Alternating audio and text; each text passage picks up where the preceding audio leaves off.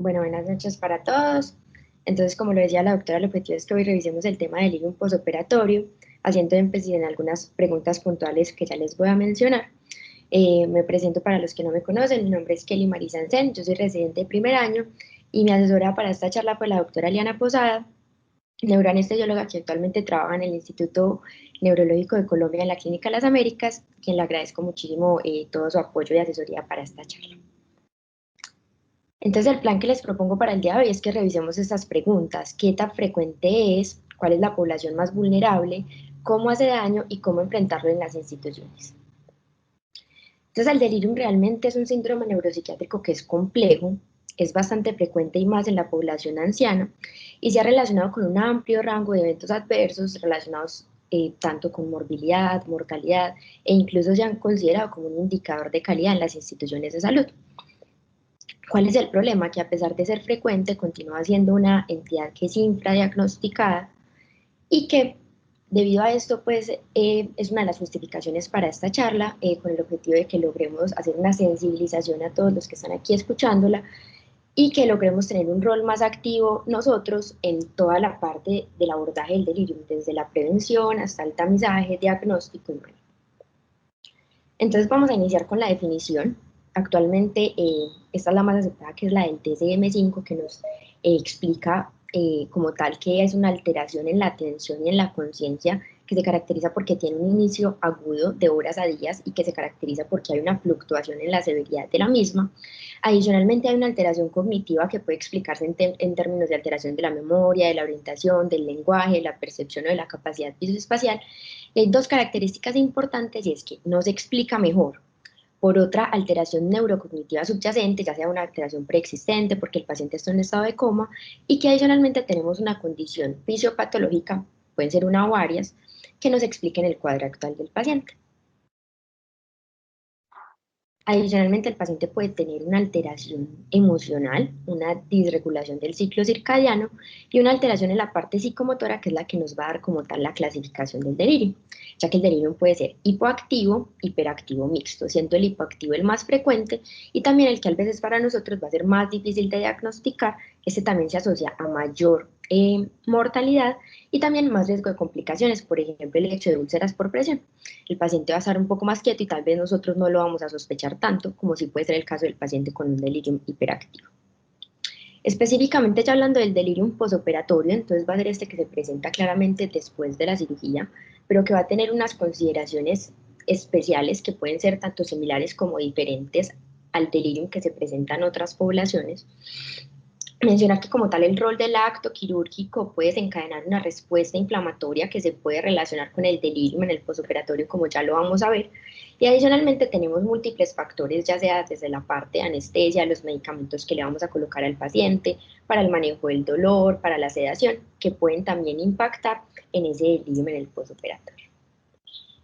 Se ha descrito como tal una trayectoria en el deterioro cognitivo en el posoperatorio. Sin embargo, no quiere decir que haya una relación lineal y que se vayan presentando de una manera subsecuente, sino que tiene más bien una relación temporal. Esto quiere decir que en el delirium posoperatorio, usualmente la aparición es en los primeros días, usualmente en los primeros 4 días, para ser un poco más específica, pero podemos tener también, por ejemplo, una disfunción cognitiva en el posoperatorio, que durante la hospitalización usualmente el paciente no va a manifestar ningún síntoma, no va a tener alteración del estado de conciencia, sino que en algún momento del posoperatorio, mediante una prueba neuropsicológica, se realiza como tal el diagnóstico de este deterioro cognitivo. Y ya la demencia, en donde tenemos una alteración de uno o más dominios cognitivos, que usualmente duran, pues, es mucho más prolongado en el tiempo y que se asocia con un deterioro y con un impacto en las actividades básicas diarias del paciente. Hay múltiples escalas para realizar el diagnóstico de delirium. Esta es una de las más utilizadas, el Confusion Assessment Method, que se los traigo como de una manera más práctica aquí con estos algoritmos. Entonces lo que vamos a hacer es que lo primero que nos vamos a preguntar es si ese paciente tiene una alteración del estado mental o un curso fluctuante. La segunda pregunta es ver si tenemos un paciente que está con una alteración en la atención. Si estas dos primeras preguntas son afirmativas, vamos a pasar a preguntarnos las dos siguientes preguntas. ¿Tiene ese paciente un pensamiento desorganizado o tiene un nivel de conciencia alterado? Y con alguna de estas dos últimas afirmativas podemos hacer el diagnóstico de que el paciente está cursando pues como tal con un delirio. Y esta es cama ICU, que como su nombre lo indica, la recomendación es para utilizarla en la UCI. Idealmente se debería realizar de manera diaria en los pacientes que se encuentren en esta unidad. Pero entonces, ¿qué tan frecuente es el delirio? Entonces, debemos iniciar mencionando pues una epidemiología general. Se estima que alrededor del 10% de la población en los países desarrollados es llevada a cirugía anualmente, y de esta cirugía se estima que la mitad se hacen en pacientes mayores de 65 años.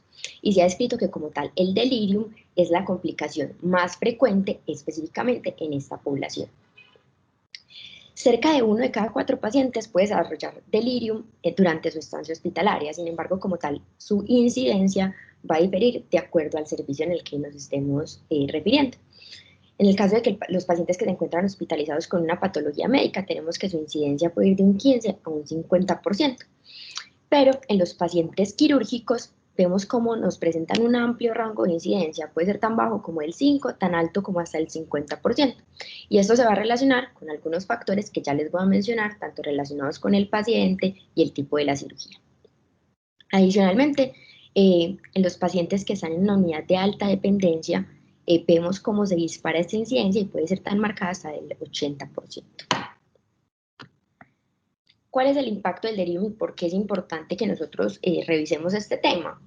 Hay unos desenlaces relacionados con el paciente, y con estos mencionar que los pacientes que hacen delirium en el posoperatorio tienen una mayor mortalidad.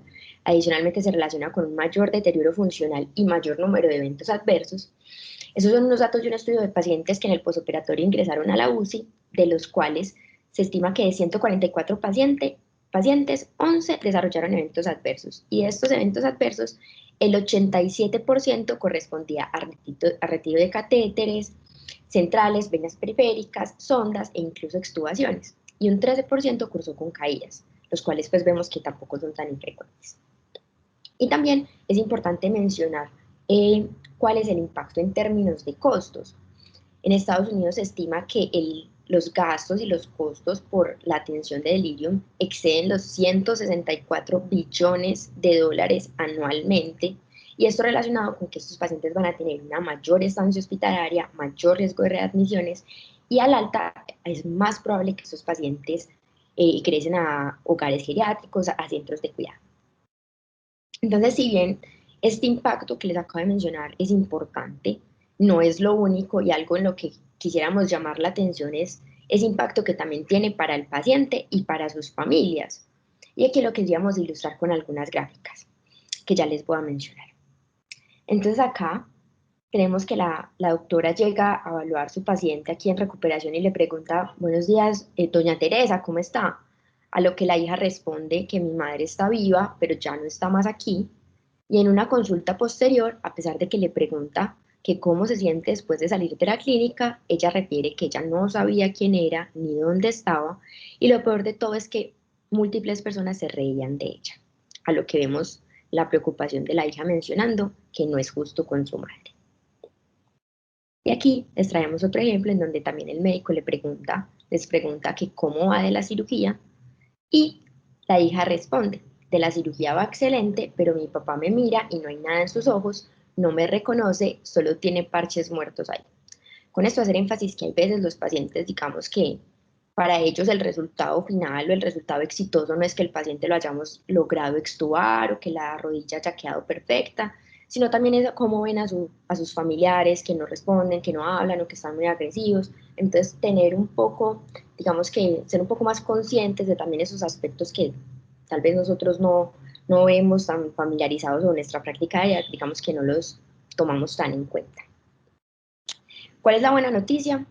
Después de mencionar esto, que cerca de la mitad de los casos de delirium en el intrahospitalario, pues en el ámbito intrahospitalario, los podemos prevenir. Y allí pues es donde radica nuestro papel. Entonces, ¿a quién afecta el delirium postoperatorio principalmente? Tenemos algunos factores de riesgo relacionados con el paciente, y dentro de estos resaltar la edad avanzada, que como ya vamos a ver, a mayor edad hay mayor riesgo que desarrollen delirium en el postoperatorio. El hecho de que los pacientes tengan un deterioro cognitivo preexistente es el factor de riesgo más importante para que ese paciente me haga delirio. A mayor ASA, los pacientes frágiles, los pacientes que tengan algún déficit sensorial, auditivo, visual, desnutrición, paciente con hipoalbuminemia, anemia, falla cardíaca, falla renal o diabetes, se encuentran en un riesgo aumentado. Características con respecto al perioperatorio, que el paciente haga hipotensión en el intra o en el posoperatorio, la presencia de dolor, claramente los medicamentos, como ya lo sabemos, que ya vamos a mencionar también un poco adelante, que tenemos medicamentos que van a aumentar el riesgo de que ese paciente nos haga un delirium, y el hecho de que el paciente esté atado, que tenga catéteres, que tenga una sonda vesical, también nos aumenta el riesgo. En relación con la cirugía, hay unas cirugías que nos confieren mayor riesgo y específicamente mencionar la cirugía cardio, la cirugía torácica, la cirugía vascular, y en pacientes mayores de 70 años la cirugía de cadera también confiere un riesgo aumentado de delirium en el posoperatorio. Con respecto a la cirugía urgente versus electiva, la cirugía urgente tiene una incidencia de delirium en el posoperatorio alrededor del 18%, mientras que la cirugía electiva es del 13%, y se estima que a mayor duración de la cirugía también aumenta el riesgo del delirium en el posoperatorio. Entonces, en esta gráfica vemos cómo a partir más o menos de los 65 años se dispara de manera exponencial pues como la relación edad con el desarrollo de delirium, y se ha estimado que cerca de en 2% aumenta por cada año después de los 65 años el riesgo pues de que el paciente desarrolle delirio. Este es un estudio que incluyó pacientes mayores de 50 años en el posoperatorio que ingresaban a la UCI, y vemos aquí nuevamente esta relación con respecto a la edad, siendo acá en esta última década de la vida de 80 a 89 años, pues en esta última década incluida en el estudio, valga la aclaración, la incidencia de delirium en el posoperatorio fue del 92%, entonces vemos que realmente es una incidencia bastante alta. Y aquí algunas variables que incluyeron en el estudio, que son como en consonancia con los factores que les acabo de mencionar: el hecho de que el paciente tenga una hipoalbuminemia, un hematocrito menor, una menor clase funcional, demencia, digamos que preexistente, mayor número de comorbilidades, abuso de alcohol o de drogas, también se asocian con mayor riesgo en el postoperatorio. Y acá la presencia de hipotensión y de transfusiones nuevamente también. Pero entonces, ¿cómo hace daño el delirio? Realmente se han planteado múltiples mecanismos fisiopatológicos que nos podrían explicar la presencia de delirium. Dentro de estos, un deterioro, un envejecimiento neuronal, el estrés oxidativo, también una disrupción o una alteración como tal en las concentraciones de los neurotransmisores, la teoría de la neuroinflamación que ya vamos a mencionar un poco, y la presencia de factores precipitantes como lo pueden ser alteraciones electrolíticas, alteraciones de volumen, que también nos pueden predisponer y facilitar el desarrollo del delirio. Antes de entrar como específicamente en la fisiopatología que les traigo pues para el día de hoy, quisiera resaltar algunos factores propios de la edad, específicamente en esta población anciana, que los hacen más susceptibles a que desarrollen delirio. Y dentro de estas, la presencia de aterosclerosis asociada con una mayor disfunción endotelial. Cuando sumamos estos factores con todos los factores inflamatorios relacionados con el perioperatorio y el estrés oxidativo, estos pacientes van a tener un mayor riesgo de una disminución del flujo sanguíneo cerebral. Adicionalmente, los pacientes ancianos van a tener una disminución de la angiogénesis, menor aporte de oxígeno, y hay unas múltiples alteraciones neurobioquímicas que también hacen que ellos sean más susceptibles. Específicamente con la neurotransmisión y los neurotransmisores vamos a tener una deficiencia colinérgica central, y esta disminución de acetilcolina específicamente se relaciona con un déficit en la atención y en la memoria. Sin embargo, tenemos que otros neurotransmisores, por el contrario, van a estar aumentados, como es el caso del GABA, el glutamato y la noradrenalina. Pero entonces entra esta pregunta de si realmente es la anestesia y la cirugía los que nos conllevan directamente a un deterioro cognitivo, o si son como tal la cirugía y la anestesia factores que nos permiten diagnosticar una entidad preexistente en estos pacientes. Actualmente digamos que no tenemos una respuesta a esta pregunta, pero bueno, es a lo que digamos que están apuntando los estudios, y tal vez en algunos años podamos conocer digamos que de una manera más exacta esta respuesta. Con respecto a la teoría de la neuroinflamación, tenemos que se van a dar una liberación de citoquinas, de interleuquinas, interleuquina 1, interleuquina 6, interleuquina 8, que estas se van a relacionar con una activación de las células gliales, y esas células gliales lo que me van a hacer es que me van a perpetuar como tal una inflamación a nivel cerebral. Adicionalmente, en diferentes estudios se ha evidenciado cómo la elevación de la proteína C reactiva es un predictor para que los pacientes me hagan delirium en el postoperatorio. Además, digamos que es diferente que un paciente joven a un paciente anciano curse con un proceso inflamatorio, ya que en ellos puede tener un comportamiento un poco más errático y además esta respuesta inflamatoria tiende a ser más prolongada. Entonces acá les traigo un artículo en el que relacionan los niveles de esta proteína S100A12, que ya les voy a explicar qué es, con el riesgo de delirium y disfunción cognitiva en el postoperatorio en pacientes que van a ser llevados a cirugía de cadera. Entonces, la proteína S100A12 es una proteína que tiene la capacidad de unir el calcio, que se produce por diferentes células en el organismo, desde neutrófilos, monocitos, macrófagos, y también las células dendríticas e incluso las células gliales la pueden liberar. Esta media reacción a través del receptor de los productos finales de la glicosión avanzada, y lo que va a hacer cuando se une a este receptor es que nos va a favorecer la liberación de citoquinas, nos favorece un aumento del estrés oxidativo, y lo que va a hacer es que me regula todo ese proceso inflamatorio a nivel cerebral, ¿cierto? Entonces, ¿qué hicieron en este estudio? Es un estudio de casos y controles. Ellos cogieron pacientes mayores de 65 años que llegaban al hospital con una fractura de cadera y cogieron controles sanos que eran mayores de 65 años, que no estuvieran cursando con un proceso infeccioso recientemente, ni que tuvieran, por ejemplo, una ACV reciente, una demencia, una alteración cognitiva previa, y les midieron estos niveles de la proteína S100A12. ¿Qué encontraron? Entonces, el punto de partida, digamos que era equiparable, pero entonces al medir los valores en el posoperatorio, miren la diferencia tan marcada de los valores en el posoperatorio con respecto a los valores en el preoperatorio y a los controles. Realmente pues fueron diferencias estadísticamente significativas con respecto pues a sus valores en el posoperatorio, y adicionalmente acá vemos cómo los pacientes que hicieron delirium y disfunción cognitiva en el posoperatorio, ambos tenían niveles más elevados versus los pacientes que no desarrollaron estas condiciones. Adicionalmente, estos pacientes que desarrollaron delirium, como vemos acá en la primera columna, tenían niveles más elevados de la proteína C reactiva, y se evidenció una relación entre los niveles de esa proteína S100A12 y los niveles de PCR. Esto pues con el objetivo de que tal vez en algún momento lo pudiéramos extrapolar a nuestra población. Muy seguramente nosotros no vamos a hacer las mediciones de esta proteína, pero sí relacionarlo con la PCR, pues es una ayuda que tenemos claramente mucho más cercana a nosotros. Y pues se proponen esos marcadores inflamatorios como potenciales biomarcadores a futuro, que nos pueden ayudar a predecir y a discriminar esos pacientes que van a tener un riesgo aumentado de desarrollar delirium en el postoperatorio. Ahora llegamos a un punto que es como en lo que queremos centrar la atención, y es cómo vamos a hacer para enfrentar en las instituciones como tal el delirium. Y para esto lo quisiera ilustrar con este caso. Entonces vamos a tener un paciente masculino de 68 años que vive en Medellín, pero vive en un hogar geriátrico.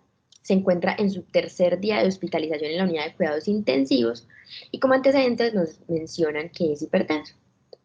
El paciente se encuentra hospitalizado con un diagnóstico de un hematoma subdural y está programado por neurocirugía para el drenaje del mismo, y nos piden la valoración preanestésica. Entonces nosotros vamos a hacer la valoración preanestésica. Encontramos un paciente que impresiona ser un paciente frágil. Lo encontramos atado. Vemos que el blackout está bajo, el paciente digamos que no está expuesto a la luz solar, a esos cambios de, digamos que es para darse cuenta si es de día, si es de noche. No contamos digamos que con relojes, con un calendario para que el paciente digamos que se pueda orientar. Y pues identificamos que este paciente, digamos que se encuentra en riesgo de desarrollar un delirium del postoperatorio, y decidimos realizarle algunas preguntas que ya les voy a mostrar en el próximo video. Aquí me dicen si se escucha. Voy a tratar de colocarlo acá para que lo escuchen mejor.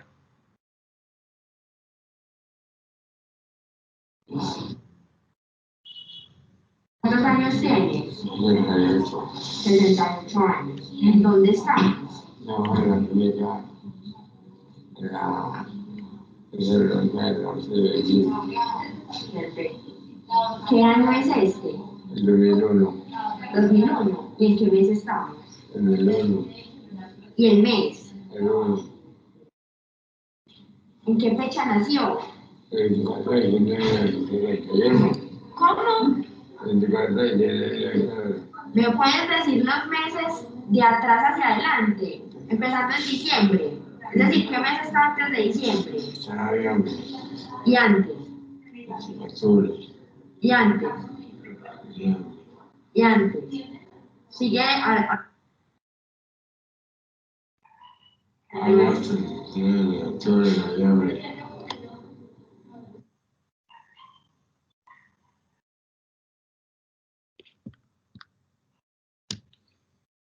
Entonces las preguntas que le hice al paciente, estábamos aplicando esta escala, que es la 4AT, que ya también más adelante les voy a mencionar. Entonces podemos ver que es un paciente que se encontraba alerta, cual nos da 0 puntos. Él sabía su edad, sabía su fecha de nacimiento, pero no estaba orientado ni en espacio, ni sabía cuál era el año actual, lo cual le da 2 puntos. Y con respecto a la atención, él era capaz de iniciar a mencionar los meses de atrás hacia adelante, sin embargo, digamos que mencionó menos de 7 meses, lo cual le da 1 punto, y mencionaban que el paciente había tenido un deterioro, digamos que agudo, con respecto a su estado basal. Eso nos dio un score de 7 puntos, lo cual nos indica que el paciente está en riesgo de delirium, deterioro cognitivo. Adicionalmente le pedimos que realizara la prueba del reloj, que consiste en dibujar un círculo completo que numere los 12 números y coloque las 2 manecillas que indiquen las 11 y 10. Y este fue el reloj que dibujó el paciente. Entonces, con base en este caso clínico, la idea es que pensemos qué estrategias podemos implementar y pues con base en este vamos a ir desarrollando pues el resto de la charla. Entonces, ¿cómo enfrentarlo en las instituciones? Debemos de partir aceptando y reconociendo que es un desafío para nosotros enfrentarnos al delirio y que se requiere una sensibilización al personal. No solamente somos nosotros los anestesiólogos los que nos vamos a ver, digamos que expuestos a la atención de esos pacientes y a sus familias, y que no basta simplemente con reconocer estas estrategias que ya voy a mencionar y con decir, ah, sí existen, bla, bla, bla, sino que es necesario que nosotros las implementemos y las adaptemos como tal a nuestra práctica clínica y a nuestro hospital, en la clínica en la que estemos trabajando.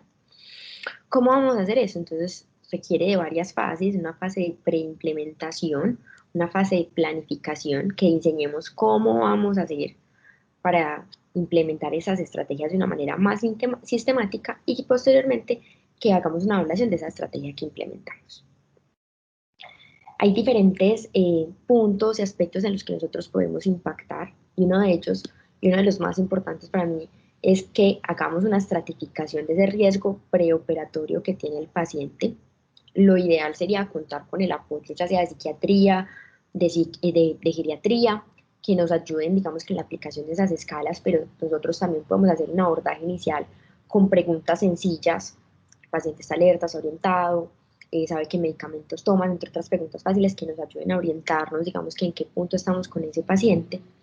Es necesario hacer una educación multidisciplinaria. En esta parte de la educación multidisciplinaria, digamos que es relevante también capacitar a las jefes de enfermería, auxiliares, intensivistas, cirujanos, que en algún momento también pueden prestar atención a estos pacientes y más que todo también en el posoperatorio, porque nuestra atención es un poco más transitoria, pero en el posoperatorio nosotros no vamos a estar en tanto contacto con los pacientes. Podemos apoyarnos también de ayudas cognitivas. La recomendación es que podemos poner carteles al momento en que se estén implementando esas estrategias de capacitación al personal, pero también a los pacientes y a los familiares en los que identifiquemos que tienen un riesgo alto de delirium en el posoperatorio.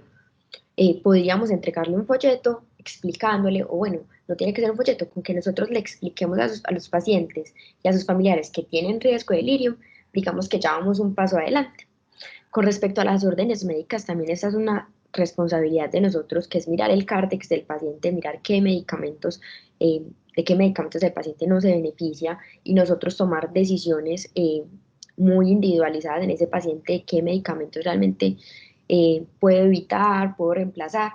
Y con respecto a la historia clínica, en algunos artículos nos mencionan que lo ideal sería que podamos tener en la historia clínica una escala de delirium que al identificar que ese paciente tiene alto riesgo de delirium nos salga una bandera, nos salga un letrero rojo, así como nos sale que un paciente es alérgico al diclofenaco, que nos salga paciente con alto riesgo de delirium, para que digamos que todo el personal esté en consonancia y tome las medidas conforme a ello.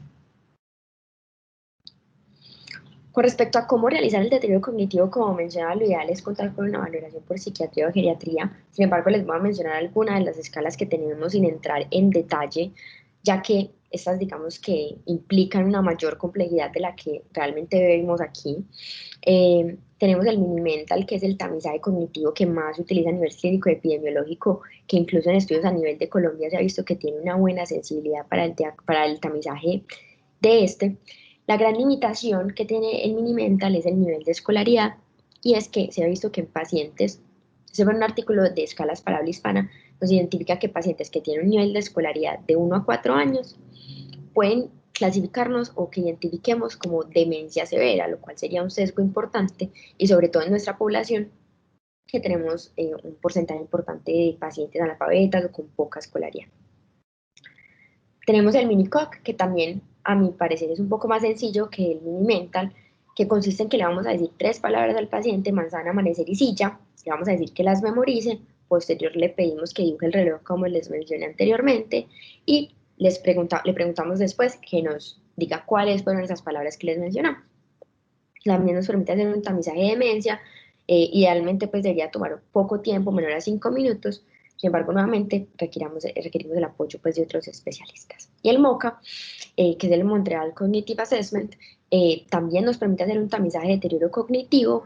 Como vemos, pues puede tomar un poco más de tiempo, y este resulta realmente útil, por ejemplo, en pacientes cursando con una IT, con un accidente cerebrovascular agudo. En estos pues tendría también una mayor utilidad.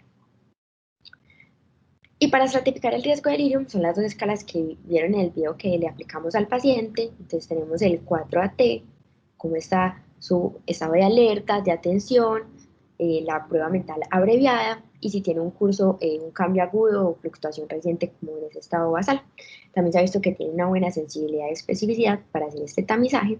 Y la prueba del reloj, que nos permite tanto, digamos que estimar ese riesgo demencia o un deterioro cognitivo previo, pero también se ha considerado como que si el paciente no dibuja el reloj correctamente, es casi que un factor de riesgo independiente para que en el posoperatorio desarrolle delirium.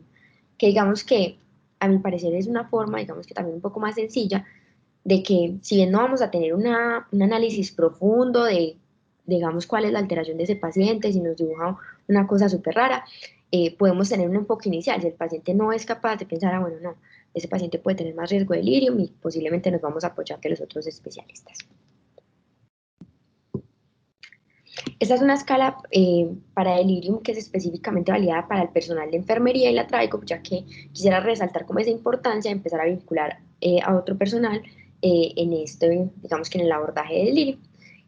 Como vemos aquí en la derecha, tiene muy buena sensibilidad y especificidad, y este pues específicamente para que el personal de enfermería lo realice, por ejemplo, en recuperación, resultaría también muy útil. Entonces, ¿cuándo vamos a hacer esa evaluación de que el paciente esté cursando con un delirium? La recomendación es que ningún paciente salga de recuperación sin que se le haga esa evaluación inicial de que el paciente no esté cursando con un delirium, y se recomendaría en el mundo ideal que al menos 2 veces al día durante los primeros 5 días en el postoperatorio se haga una evaluación de delirium. Entonces, ahí les dejo como la inquietud, como para ver nosotros qué estamos haciendo. Posiblemente nosotros no vamos a ver al paciente los 5 días en el postoperatorio, pero allí radica la importancia de vincular al otro personal. Entonces, ¿qué estrategias no farmacológicas tenemos? El Hospital Elder Life Program nos propone algunas estrategias generales que me parece importante mencionar. Dentro de estas, algo que nosotros que podríamos hacer es cuando el paciente se despierte, reorientarlo, decirle, no sé, don Juan, estamos en el hospital tal, son las 3 de la tarde, le fue muy bien, hoy es lunes, y estimular para que la familia también le haga una reorientación frecuentemente. Estimular una movilización temprana, y con eso también por parte de nosotros está el retiro de, por ejemplo, de sondas vesicales que colocamos en el intraoperatorio y que no se requieran en el posoperatorio, retirárselas, quitar catéteres que no se necesita también de una forma temprana. Prevenir la privación del sueño, que sabemos que es un poco difícil, sobre todo en las unidades de alta dependencia, pero digamos que esta es una recomendación. Corregir los déficits sensoriales, la recomendación es que permitamos que el paciente esté, por ejemplo, con sus gafas, con los audífonos, hasta el momento, digamos que más cercano a la cirugía, y en el posoperatorio, también de forma temprana, estimular el uso de estos también, al igual que con la dentadura cuando son removibles, facilitárselas nuevamente al paciente de una forma temprana, a evaluar activamente cómo está el estado nutricional de ese paciente, si tiene una depresión de volumen, y el énfasis en un cuidado interdisciplinario, como lo he venido mencionando pues, a lo largo de la charla. Si bien muchas veces nosotros subestimamos este tipo de estrategias, tienen evidencia y se ha visto que la aplicación, por ejemplo, de este programa disminuye la incidencia de delirium, una evidencia que es significativa, disminuye el número total de días con delirium y también se ha asociado que en el 73% de los pacientes en los que se aplicaron estas medidas disminuyeron tanto costos como el uso de los servicios hospitalarios. Este fue un metaanálisis donde nuevamente evalúan estas estrategias multicomponente no farmacológicas y vemos cómo disminuyó la incidencia del delirium en un 53%, con un número necesario a tratar de 14 pacientes, y también se encontró significativa la disminución en el número de caídas, una disminución del 62%, con un intervalo que fue estadísticamente significativo. Con respecto a los medicamentos, no quería comentar en muchos detalles porque digamos que es un tema más ampliamente conocido. Tenemos los criterios de Beers que nos proponen más de 40 medicamentos que se han asociado potencialmente al riesgo de desarrollar delirium en el posoperatorio. Acá les presento los que están más relacionados, pues digamos que con nosotros, con el ámbito de la anestesia. Pero nuevamente la recomendación es individualizar qué medicamentos le voy a ordenar a mi paciente. Con respecto al dolor, digamos que debemos estar en un punto medio. Que el paciente tenga dolor en el posoperatorio me aumenta el riesgo de delirium, pero también con algunos medicamentos que yo le puedo colocar para el manejo del dolor, puedo aumentarlo. Entonces es tratar de llegar a un equilibrio y mirar qué es lo mejor para ese paciente. Evitar la hipotensión, esta es digamos que una de las recomendaciones que nos hacen y que, por ejemplo, en este estudio se evaluó la presencia de hipotensión tanto en el intra como en el posoperatorio en pacientes que en las primeras 8 horas del posoperatorio ingresaron a la UCI, y en el intraoperatorio se ve que presiones por debajo de 65, presión arterial media por debajo de 65, y en la UCI presiones arteriales medias por debajo de 75, se relacionaron con un mayor riesgo de delirio. Entonces, esta también puede ser una estrategia que nosotros, en la que nosotros podemos impactar. Y con respecto al uso de BIS, que pues es como la última estrategia que les quería traer, realmente actualmente es como controversial, no tenemos evidencia actualmente sólida que nos recomiende a favor ni tampoco en contra del uso de BIS para, digamos que evitar el desarrollo de delirio en el posoperatorio, si bien hay algunos artículos que nos mencionan que el hecho de que el paciente esté en burst suppression con un BIS por debajo de 20, sí se ha relacionado con mayor riesgo de delirio en el posoperatorio. ¿Cuál es como una de las conclusiones que yo saco? Que si bien no tengamos toda la evidencia actualmente, debemos tener en cuenta que son pacientes frágiles en quienes, debido también a su edad, debemos de tener en cuenta y recordar que la MAC va disminuyendo aproximadamente un 6% por cada década de vida a partir de los 40 años, y en que tal vez teniendo una MAC de 0.7 tengamos mayor efectos adversos, mayor nivel de supresión que la que en un paciente joven con esa misma MAC. Entonces, digamos que actualmente no está completamente comprobado esta relación, pero es lo que se propone pues actualmente. Es específicamente en una revisión sistemática de un metaanálisis en donde el uso de BIS, digamos que no se relacionó con esos desórdenes neurológicos en el posoperatorio. Y ya cuáles son las conclusiones que yo me llevo y que les quiero dejar a ustedes, es que el delirium es una entidad que es frecuente más que todo en la población geriátrica, que tiene diferentes impactos en términos de morbilidad, mortalidad, calidad, no solo para el paciente, como para su familia, como también para las instituciones de salud. Es una entidad que es potencialmente prevenible en la que nosotros podríamos implementar algunas acciones, Y aquí, pues como ya para resumir, entonces, las estrategias que podemos hacer en el preoperatorio es hacer esa estratificación del riesgo, informarle al paciente del riesgo que tiene y optimizar esos factores modificables, porque como lo mencioné, hay algunos que claramente no vamos a poder modificar.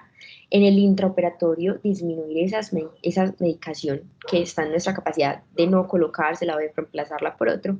Y no se recomienda actualmente el uso, por ejemplo, de haloperidol como manera profiláctica para que los pacientes no desarrollen delirio.